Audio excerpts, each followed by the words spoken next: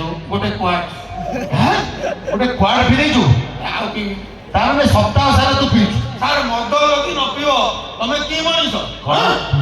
ଆମେ ବରଯାତ୍ରୀ ଯାଉଛୁ, ତମେ ଶୁଖିଲାରେ ଡାକିଲେ କିଏ ପଳେଇବ? ମୁଁ ଖାଲି କହିବ ଆମର ବ୍ୟବସ୍ଥା ଅଛି, ସମସ୍ତେ ଯିବେ। ଆରେ ବାବୁ, ଏଇ ମଦ ପିଇବା ପାଇଁ ଆମ ଡିପାର୍ଟମେଣ୍ଟରୁ ସବୁବେଳେ ସୂଚନା ଦିଆହଉଛି। ଶୁଣନ୍ତୁ, ଏମଣି ବିହାରୀ ପାଣି, ଏମଣି ବିହାରୀ ପାଣି କାଇ ମନ୍ତର କଲା। अरे पिला बड़ा फेंडिया देते सबको फेंडिया देते सबको ये पानी बिहारी पानी खाई मंतर कोला, ये पानी बिहारी पानी खाई मंतर कोला। पिला बड़ा फेंडिया देते सबको फेंडिया देते सबको कोला। टिकट गरम हले मियार बोतल लोड़ा,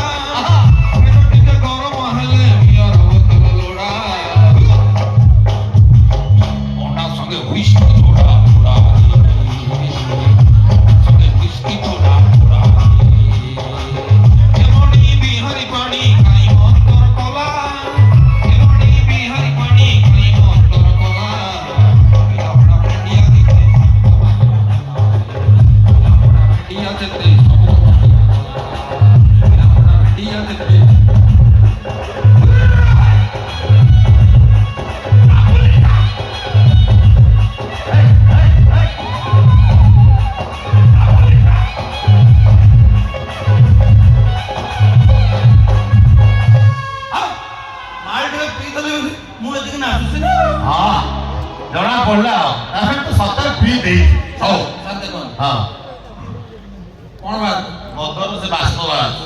ଆଉ ମୋ ପେଟରେ ପୁରା ଜଳା ହଉଛି। ଆରେ ଶୀତ ପଡୁଛି ଭାଇ, ମୁଁ ସାରେ ଆପଣଙ୍କୁ ଶପଥ କରୁଛି ମୁଁ ଆଉ କେବେ ପିଇବିନି ସାର୍। ମୁଁ ଶପଥ କରୁଛୁ ଏଇଭଳିଆ 10 ଥର ମତେ କହିସାରିଲୁଣି ମଦ ପିଉଛୁ କାହିଁକି? ଆମେ ବାରମ୍ବାର କହୁଛୁ ମଦ ପିଅନ୍ତୁ ନାହିଁ, ମଦ ପିଇ ଗାଡି ଚଲାନ୍ତୁ ନାହିଁ। ତୋର ସବୁବେଳେ ମଦ। ଆଉ ପିଇବି? ଆରେ ମଦ ପିଇଲେ ତୁ ନିଜେ ମରିବୁ, ମରିବୁ ଦରେ ଦରିଦ୍ର ହବୁ। ସତରେ? ହଁ, ମୋର ଗୋଟେ ସାଙ୍ଗ କହୁଥିଲା ମଦ ଯିଏ ନ ପିଉଛି ମଦ ସିଏ ନୁହେଁ ମର୍ଦ। ତୁ ଯୋଉ ମର୍ଦ, ଟୋଟାଲ ଯଦି କାଟିବ ହାଡ ଫାଡ କାଢିଦବ 2.5 କିଲୋ ମାଂସ ବି ହବନି।